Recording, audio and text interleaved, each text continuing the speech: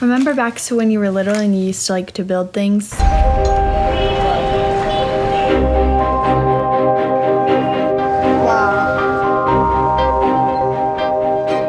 I know I haven't been here before, but I kind of get the feeling that I have. I've seen this place before.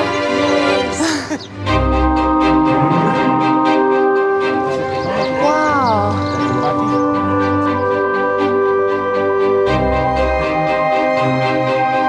It's mind-blowing.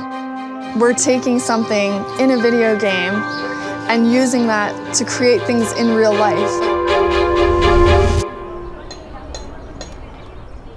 We're actually changing the world.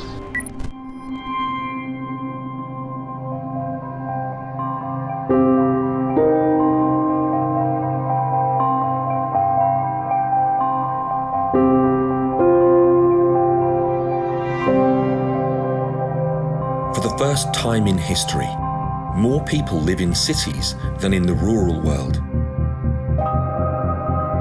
By 2050, over 1/3 of people on Earth will live in barrios, favelas, shantytowns and slums. Getting community members, particularly young people, engaged in planning and talking about their cities is thought to be the best way of creating sustainable urban environments. But in many societies, this has proved easier said than done.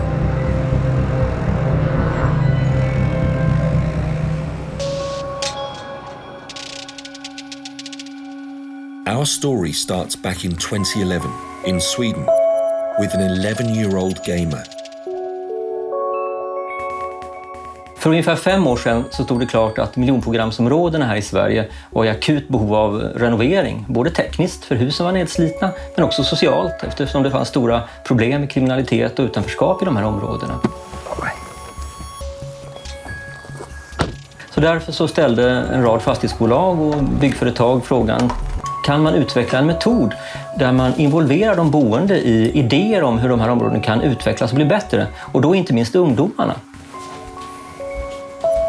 Och när jag funderade på det och pratade om hur det här skulle kunna gå till här hemma så satt min 11-åriga son här vid bordet.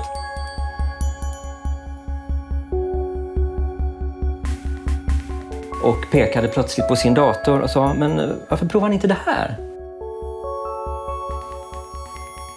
What it was Minecraft, a game created in 2009 by a guy called Marcus Persson, also known as Notch. The game gives players the freedom to build whatever they want out of basic building blocks. Now run by the Swedish company Mojang, it's become the world's most popular PC game with a huge worldwide community of millions of players. But could using a game to help people change their own neighborhoods really work?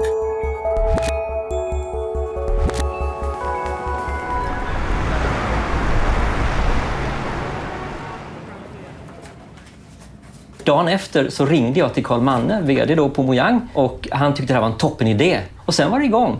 Och vi såg snabbt att det första vi behövde göra det var att hitta ett par bra gamers som både kunde Minecraft och tyckte det här var ett spännande projekt.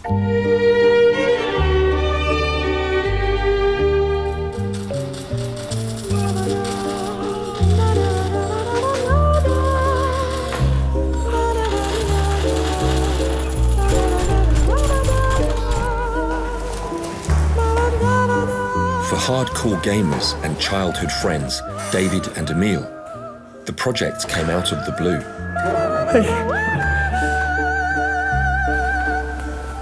So the whole thing started out when I was on the train to Stockholm and I was browsing Twitter as usual, and I found this tweet from the CEO of Mojang who said that they had an interesting project using Minecraft as a tool in city planning. That's how we, both of us, were involved in this project. Nej, jag vill inte ha railgun. Nej, de kan inte fortsätta göra så här hela tiden.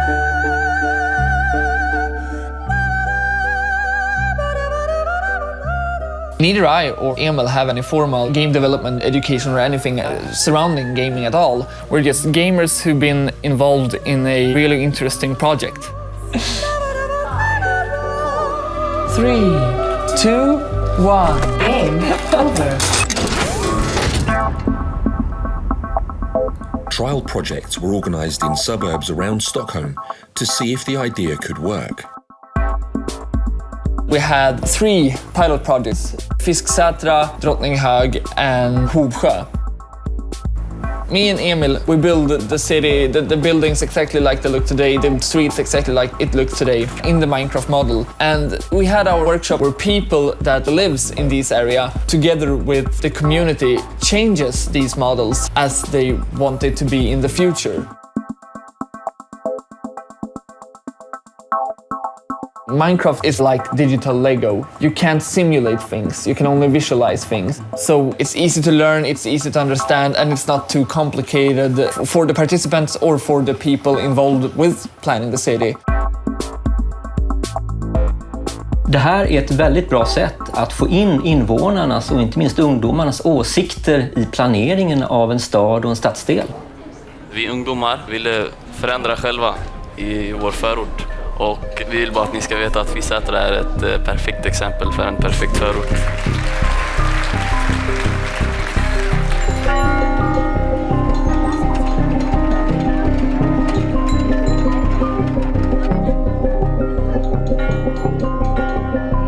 The project's success opened people's eyes to the potential of using games to attract youth to urban issues. The UN quickly saw the potential of the idea, and a partnership with Mojang, the company behind Minecraft, was formed. Youth are very seldom involved in the processes of planning and talking about their cities. And we came to know about some trial projects that has been done in Sweden, and those trials projects have been very successful. So we thought that maybe that can be brought to other parts of the world. Vu Bui and Lydia Winters headed the team for Mojang.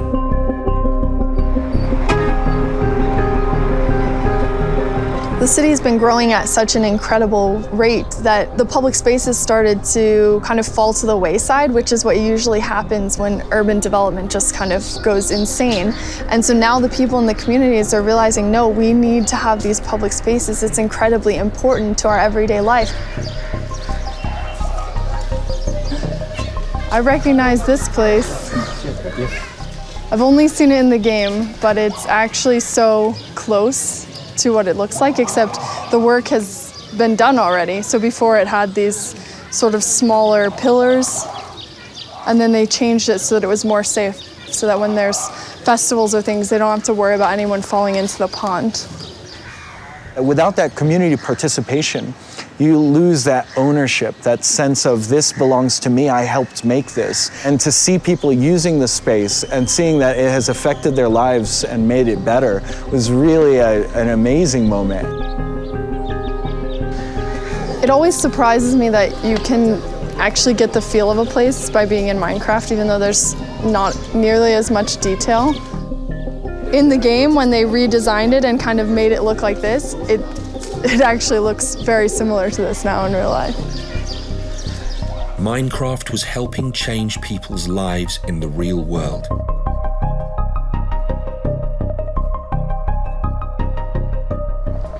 Lydia's own life has also been transformed by Minecraft. It's hard for me to put into words what's happened in the past 4 years for me.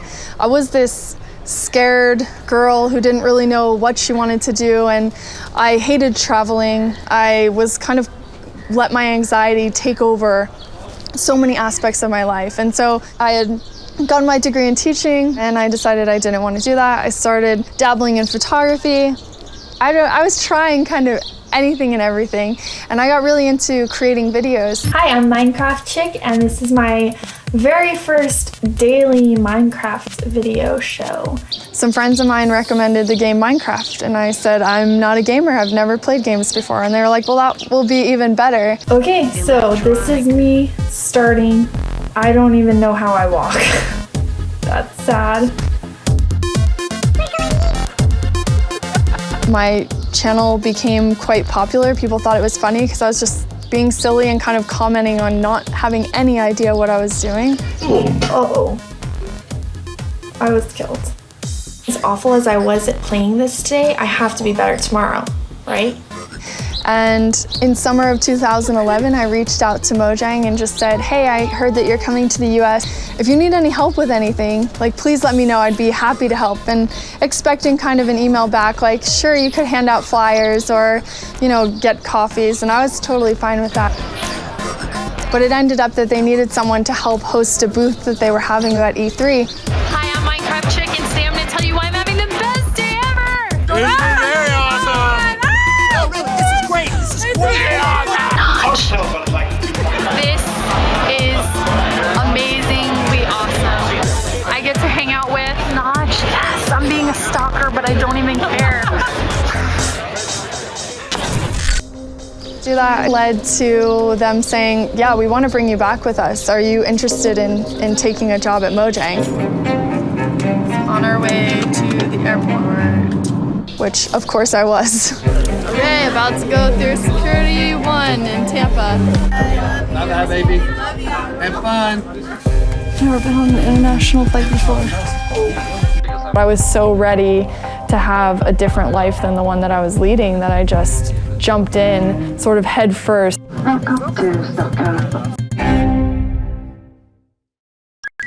So for today, I'm going to show you the Mojang offices.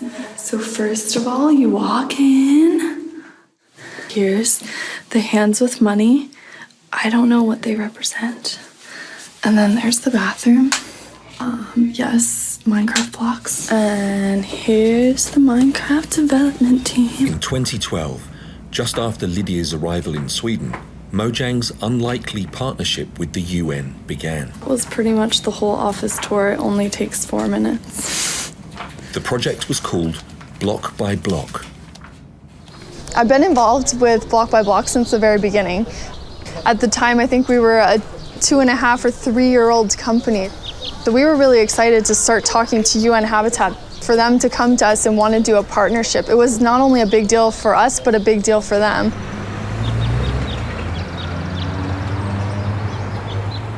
UN Habitat, the branch of the UN that deals with cities and sustainable urbanization, had never done anything like this before, and it was up to new recruit Pontus Westerberg to make it work. My boss, Thomas Melin, met with the Mojang team, I think back in July 2012 or something like that. I started on the 1st of August, so he just met with them when I started. And I remember he called me into his office and he was like, oh, so I had this conversation with this gaming company, and I think this is something that you should really try to work on. It's difficult to change the structure that is already existing. So maybe this one is actually adequate space for public space. And at the time, we didn't really know, how to do this. It was really learning by doing. I'd never played Minecraft before, so I remember sitting in the office in my first month playing a lot of Minecraft and kind of worrying about people walking around behind me and kind of going, hey, there's this new guy who's just playing video games at work.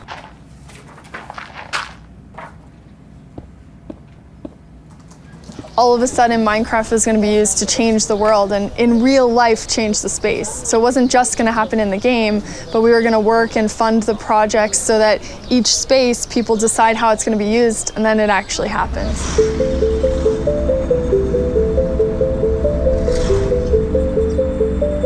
And we started off with this project in Kibera, one of the slums here in Nairobi. It seemed like the logical place to test the use of Minecraft. In red, the line around the field is really a line of a retaining wall. So we'd had an architect that had produced two-dimensional architectural drawings of the suggested changes, and it was quite clear people were struggling to understand these architectural drawings. People just weren't understanding, like looking from a top-down view, like what that would actually mean in physical space when you're standing in it. And we thought, okay, turn on the Minecraft. Let's show them what it looks like in Minecraft. And the school entrance will be here. We could make a pergola, and we could also plant some trees and whatever, right? And I remember the first workshop that we did, it was like a light bulb came on of all the people in the room. They were able to instantly click and understand, and you see everyone's face kind of light up like, oh, that pathway goes through there.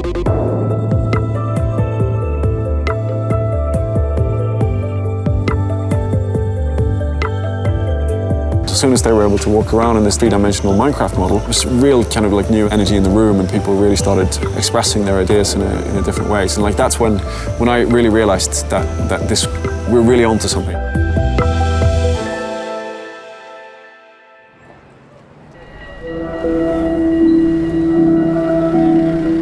The idea of using a video game as a tool for creating real-world social change wasn't new. Emerson College's Engagement Lab founder, Eric Gordon, has been following the movement. In the early 2000s, games became almost like a possibility space. Games were accessible on home computers and easy enough to make, and there was a lot of questioning about how we can use this medium that seemed really accessible, really powerful, and turn it into a kind of instrumental tool where it can be applied to particular aspects of social change and education. In 2004, you had the emergence of an organization called Games for Change, and that was a moment where serious games kind of takes on a new cachet, where all of a sudden people are talking about these serious games, and organizations and branches of government became really intrigued by this possibility and thinking like, no, maybe a game is something that we can make.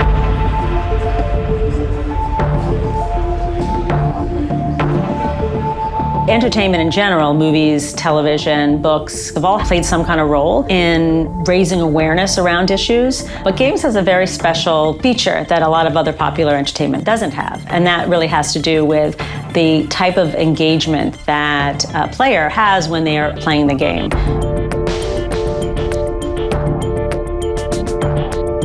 You know, unlike television or film, which is more of a passive experience, games take it a step further. You actually can affect change within the game. We're tapping into skills and behaviors that lend themselves well to being part of a story, to being part of a cause, to potentially being part of the solution.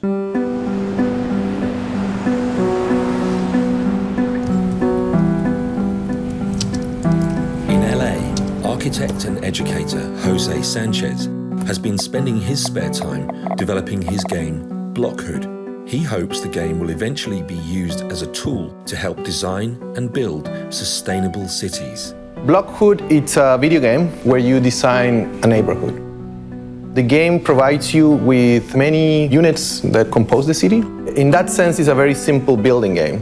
What's behind the scenes of the game, it's a lot of data. So the game is calculating ecological relations. It's calculating how things decay over time. So you slowly start realizing, okay, there's kind of information that is passed among units, and in order to keep your units alive and healthy, you need to be aware of what they need. A tree will need water, an apartment would need electricity, and so on. The very first article we got, they called it Minecraft for real life. What if Minecraft would have data of real objects? What if a solar panel would have the amount of energy that a solar panel produces? What if a wind turbine would actually produce that kind of energy, and you could sense that, understand it, and use it for designing a neighborhood? What if everything in that kind of game world would actually map its information to reality? Then people playing, they would be just designing and discovering what could be done in the world. This is downtown LA. This is the kind of view that I get every morning when I wake up.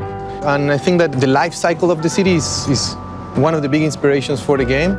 In Blockhood, you are constantly carving out and building a new city. What would you do if you would pick a block and just have the chance to create anything you want?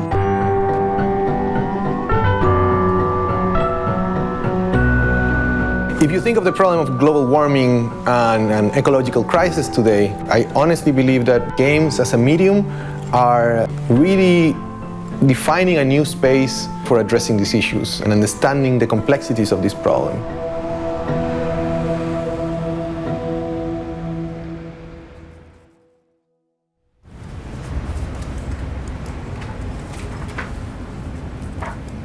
The game really proved to be a much more difficult enterprise than I envisioned. I had not thought of developing a robust software like a game before, and I didn't know how to do it. So for some time I was really kind of struggling with it.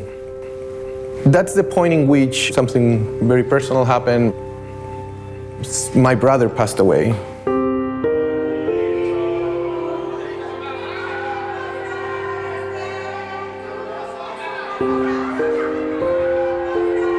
I entered this stage of pain where I was remembering through lots of the things that we would do together. I was playing video games with him all the time. And we were always with the controllers. We would play like, I don't know, like Teenage Mutant Ninja Turtles together. And we would live all our childhood with video games. That's the language we had.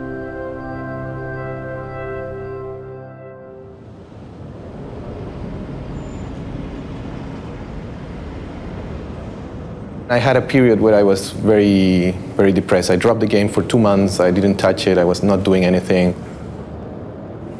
At some point I thought, well, the only thing I can really do is try to dedicate something that I'm working on, something that it means a lot to me, in his memory. I basically rebuilt everything. I had to kind of start from scratch, realizing that things were not working or things had been done in a very messy way. It became like something that I had to do. It was completely obsessive. There was no other option. I would finish this game and I would put it in the market, share it with the community because it's so meaningful for me and it's so important to share this project.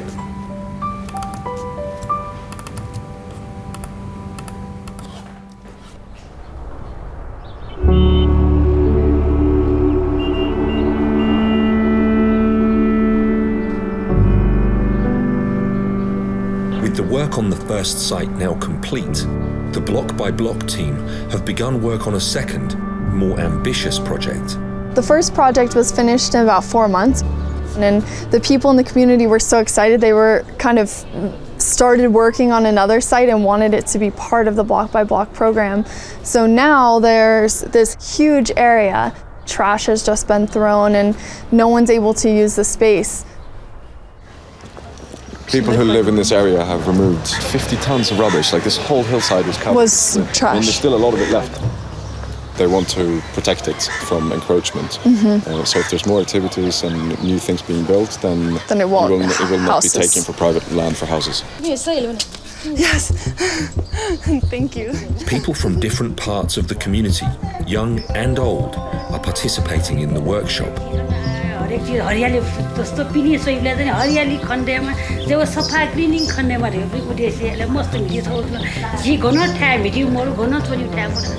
When we first started out, we thought to engage young people mainly. Then we did a few projects and we realized that actually the older people were also really interested in what is this Minecraft? Can we get involved? And in some places they almost feel a little bit excluded. So we kind of changed the approach from focusing mainly on young people. We've now started working with all members of the community, people who have never really been asked about their opinion on anything. And now the workshop will kind of decide what will this space be used for.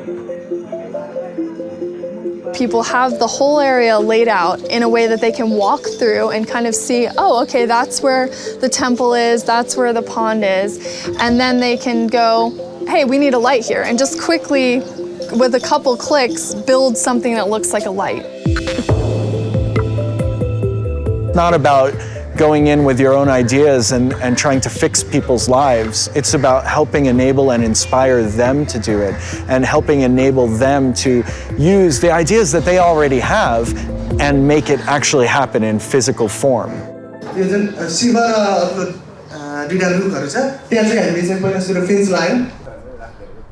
The beauty of Block by Block is that it actually puts the decisions in the hands of the people. Parking area, nursery, and children's playground, and sitting area.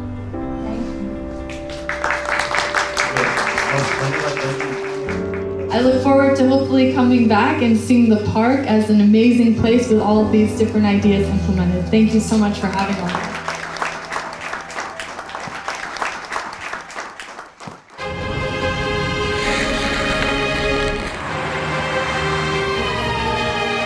Back in Stockholm, and boosted by the success of the Block by Block project, Jürgen started to look for other video games that could take this idea even further. Vi letade efter ett spel där vi kunde jobba med systemen i en stad, det vill säga trafiksystemen, luftföroreningarna, energiförsörjningen, avloppssystem. A game that could take on the problems of a modern city in all its complexity. City Skylines is a city builder where people can build their own cities and they need to deal with everything that goes with building a city. You're laying down roads, you're solving traffic solutions, you're utilizing services, and you're keeping people happy. It's basically the same thing as Minecraft when it comes to visualization, but it adds another layer of simulation. It's alive. There are citizens walking around, there are cars driving around. It feels like it's a real town, and it should work as a real town as well.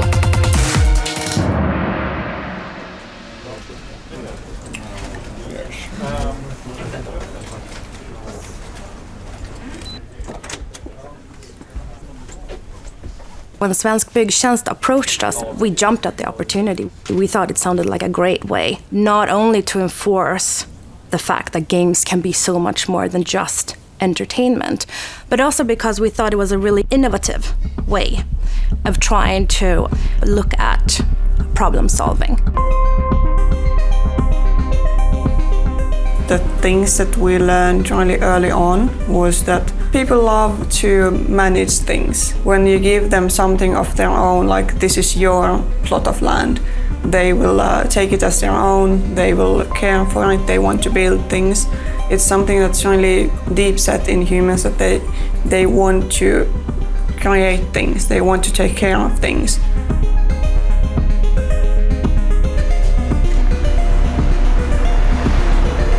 Like many major cities, Stockholm is growing rapidly, and 140,000 new homes are planned by 2030. Jürgen has been given the green light to organise a planning workshop using cities' skylines to help road test the design of a huge redevelopment project, the Royal Seaport. Just nu håller vi på att förbereda den allra första workshop och medborgardialog med City Skylines som verktyg. Och det är forskare, studenter, samhällsplanerare, politiker och byggnadsingenjörer och intresserad allmänhet att vara med i den här workshopen. From here, it should be 200 meters. The redevelopment is one of the largest urban development projects in Europe. And with only a few weeks before the workshop, David and Emil have plenty to do. So what's your role in it all? We get maps from the city council, and with a ruler I check on my screen and say, okay, this road, it should be 200 meters. And then Emil draws a road 200 meters at that direction, and it just goes on like that. Yeah, nice.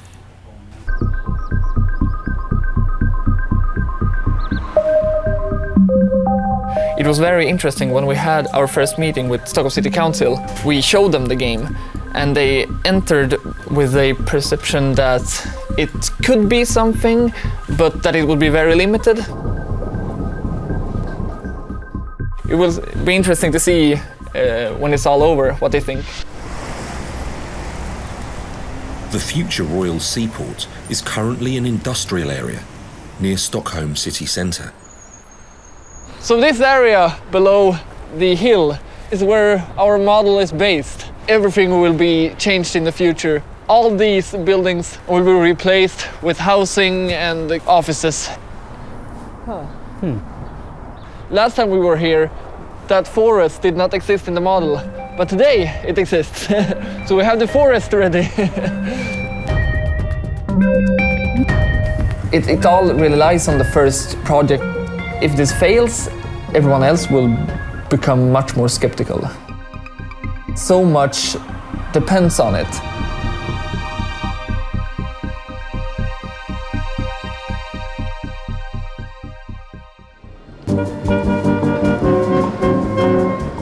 As games become more and more technologically advanced, just how these games could be used to help shape our societies is still pretty much unexplored.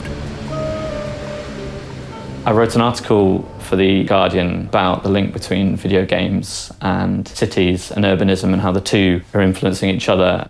And what I learned quickly was that it really wasn't something that had been sort of systematically written about much at all in the past, which seemed astonishing to me, considering how many simulated cities you find in video games these days. And it was nice to break open that kind of ground a little bit.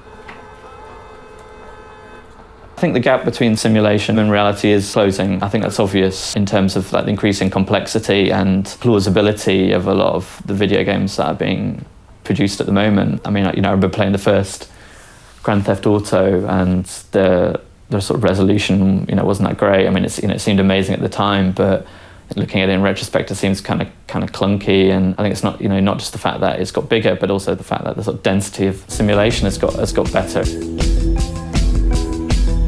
Jeez, Pop, too much more of that and maybe I won't be dead by 35. Cars are moving around, like expensive cars in expensive neighborhoods. People react to people shooting, in crowd mechanics and social mechanics.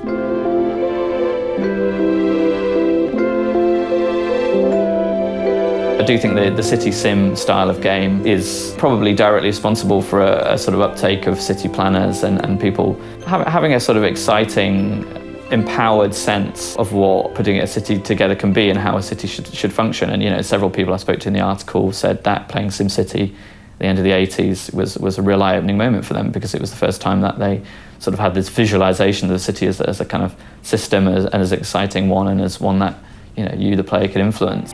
It's fun we've agreed to build up a city, for those cities have skylines, and boy are they pretty.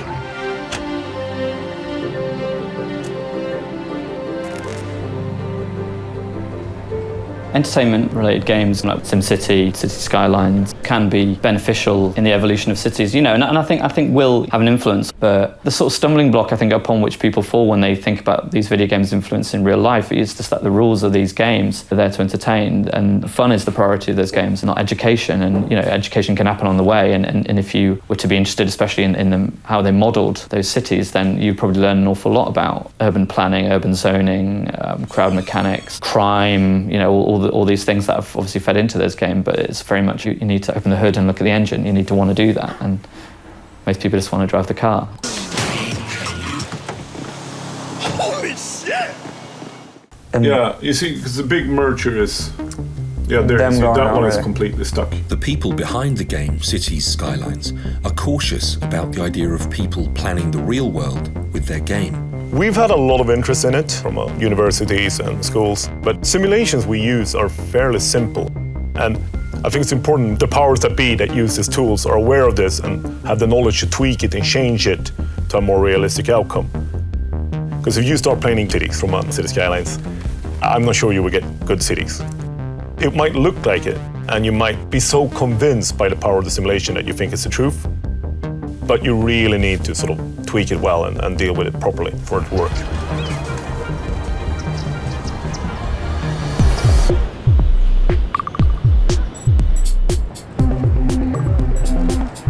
Back in LA, Jose's game Blockhood is due to be released in 2 months on the world's biggest online game store, Steam. Here we go. Let's do it. Ready? Yeah, fingers crossed. Today is the first public playtest of the game, and Jose and his colleague and co-designer Gentaro are nervous. Hey. The user response from this playtest will be crucial for the release of the game. Yeah, come in. Hey. Thank you guys for being here. It's been a year since we started this project. It's the very first time we open it, so we were very nervous to see what you think, if things work. And hopefully what we're trying to do is connect some of the ideas of the game with the real world. How do we allow this game to allow you guys and anybody to think of the problems of the city?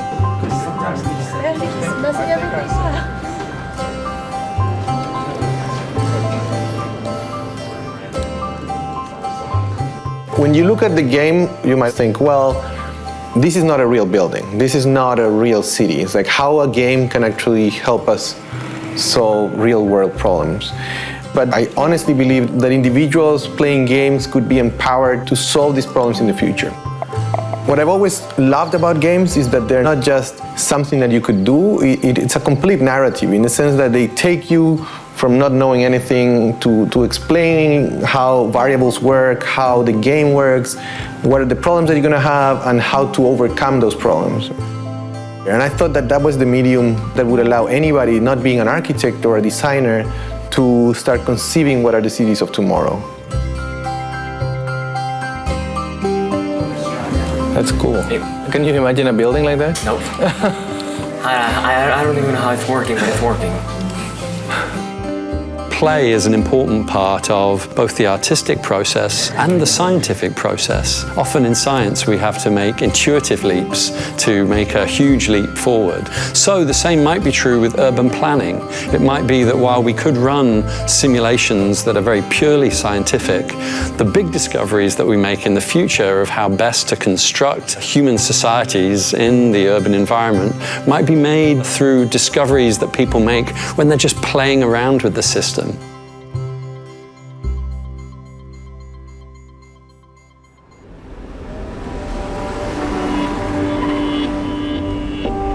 Problems associated with increased urbanization in places like Nairobi are plain to see. Nairobi, like many other developing cities, faces a lot of social issues related to unsustainable urbanization. You get a lot of kind of unplanned, informal settlements all along the highway. Lack of water and sanitation, lack of public transport, no payments for pedestrians, badly maintained roads.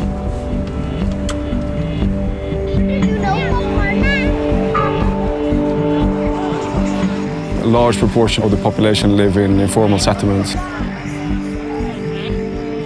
They are not formally planned and not formally serviced by infrastructure for like water and sanitation and electricity. Pontus is hopeful that a new block-by-block project in Dandora, one of Nairobi's poorest areas, might be a way to get the local community more engaged in improving their living conditions. We're just now turning toward Dandora, where we're going. This area here, you can see the street. It has very limited street lights. It's not paved, so whenever it rains, it gets really muddy, so it's difficult to get around. Big security issues, particularly at night. So the project that we're working on is upgrading these streets around the area. Streets are really, really important public space. Sometimes the most important public space. I mean, you can see around here that there are a lot of people out on the streets, children playing games and so on, but there's a lot of rubbish. The sewage system doesn't work properly. There's a lot of mud. The idea with the project is to upgrade the street network around this area.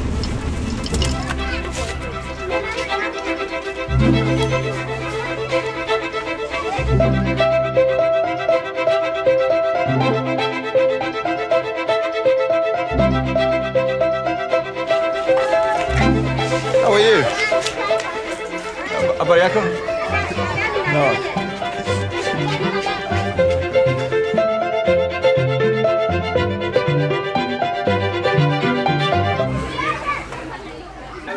Bigger vehicles cannot access. Ah, okay. So you don't want the big bus or the lorry to come in or anything like that, yeah? Yeah, we don't. Even a car cannot come in, or? No, a small car? Yes, just small cars. Okay.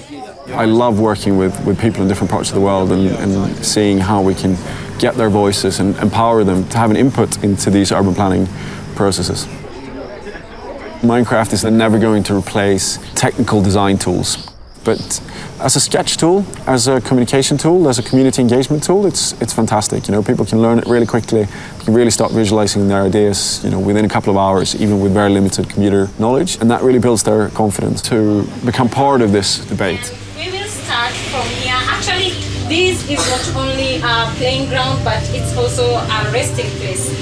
We have a vast land here where we can plant some trees.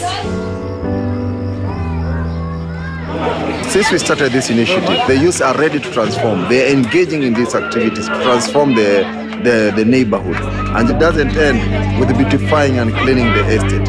It transforms even that, the mind, the heart, the spaces. We need that complete paradigm shift in Dandora. You change Dandora, you change Nairobi, you change Kenya, you change Africa, you change the entire world. It all starts here.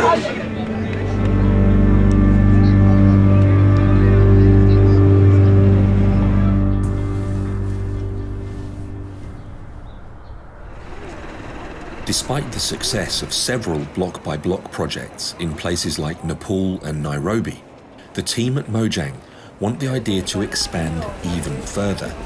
Block by block is an amazing concept, but it's how do we actually take it around the world so that it's not in small pockets, but that households actually understand what it is and know about it. And right now, our community, some people might have heard something about it when we do a small fundraiser, but it's not the large-scale community that we have actually understanding what it is.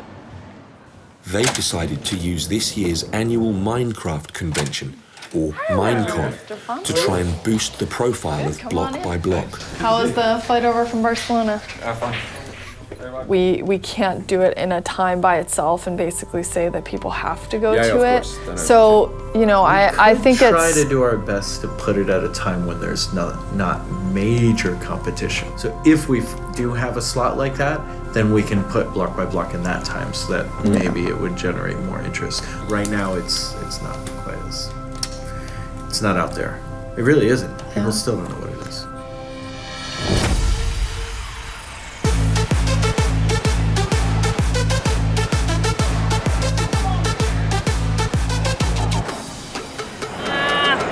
There you go. There you go. Have a wonderful Minecon. Hi guys. Oh, everyone here loves Minecraft, so they want to see anyone that has anything to do with it. If I was wearing my badge, probably more people would be like, I don't even know who you are, but I see a Mojang badge. I want to talk to you.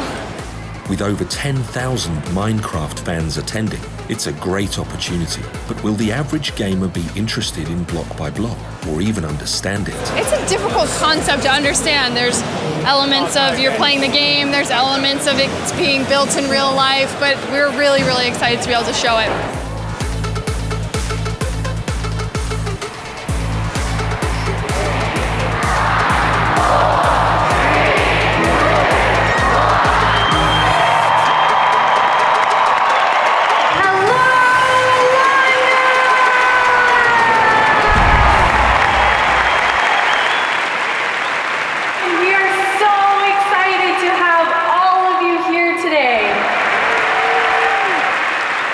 Minecraft have created a Minecraft community. I don't know how many million players they have, but those guys, they talk to each other. Hi everyone, how are you? We're using Minecraft as a way to involve young people in urban design projects in developing countries. When we now are in dialogue with them, that means that there is probably 50 million people that we have a possibility to talk about the importance of public space and town planning. Block by Block is a joint program between you and Habitat and Mojang. If you have so many people who are actually convinced that this is an important issue, they are powerful.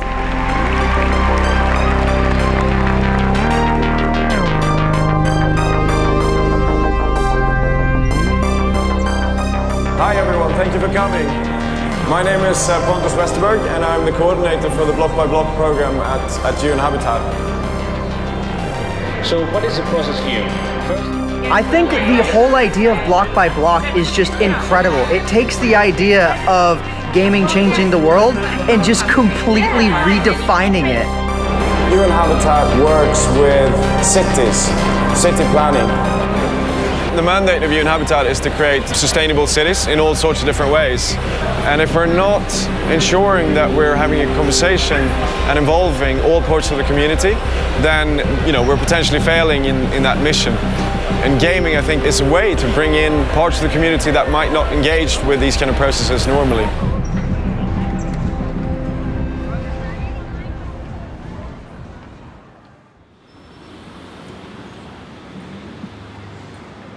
In LA, it's the day of Blockhood's release, and reviews have started coming in. City Skylines was last year's breakout urban construction sim, but in 2016, it could all be about Blockhood.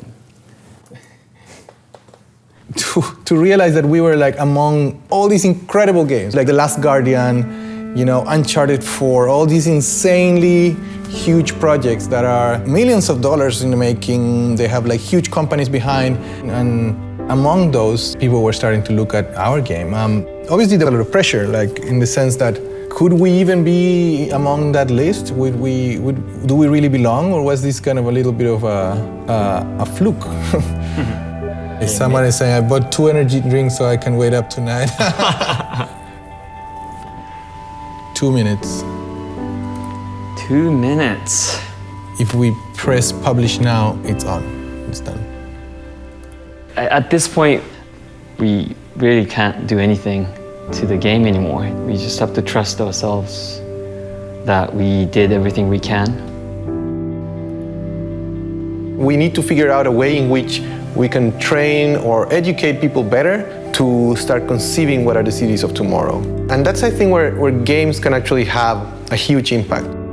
Okay, let's go ahead. It's 1 minute. I don't know if anybody's waiting, but we're gonna release it anyway. So prepare to release. Games as a medium are putting this problem in front of a new generation, right? A new generation that feels empowered to affect and interact with the environment around them. So here we go, guys. Do it. The publishing task has been completed. Your application is now visible in the Steam store. Woohoo!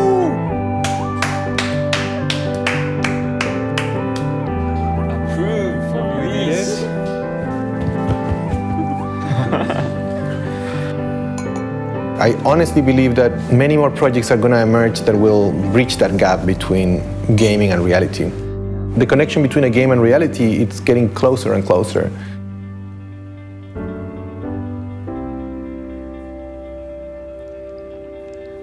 Wow.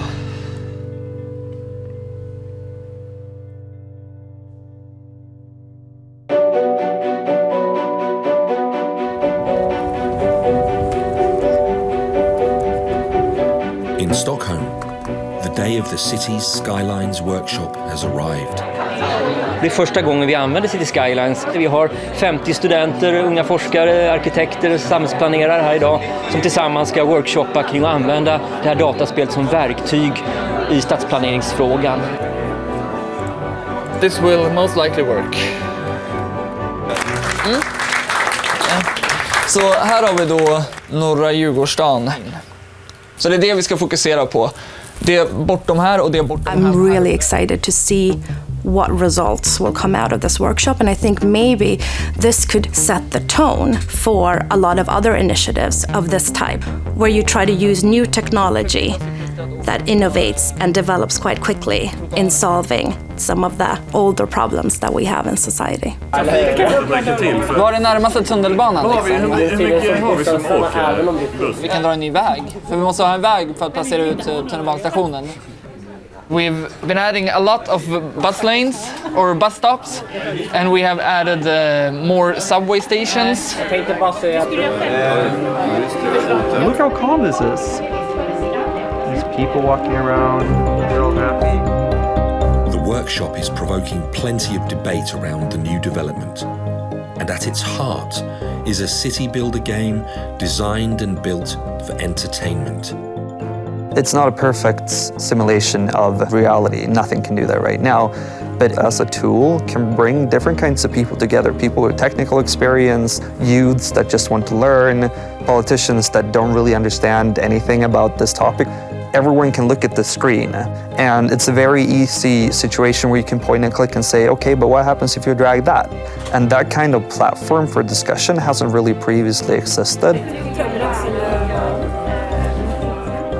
The game worked perfectly. There's a lot of people are really interested in see where this is going, and so are we. Yeah.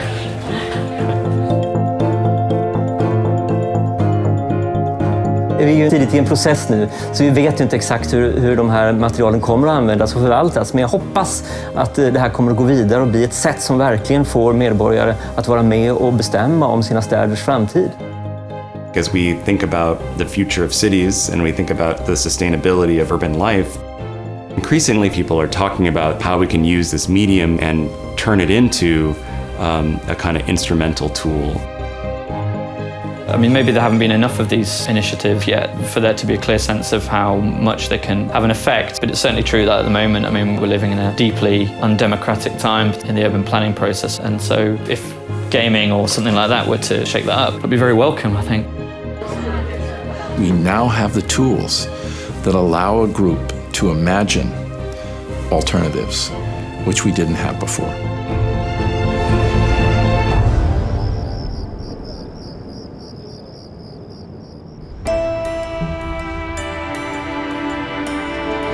Since the Minecon event in London, interest in Block by Block has steadily increased, leading to many new projects and a huge new development for the Block by Block team. Now, just now, we have been approved as a registered 501c3 charity. That's when you start really getting into it and getting the ball rolling on many different things at once. And now we have a whole new set of goals, a whole new direction for what Block by Block can be. All of a sudden, the world is having Block by Block go all around. It's hard for me to articulate how it feels to get to be part of it. It's beyond what any of us could have ever imagined would happen. I would have never thought that I would be part of something that's actually changing people's lives.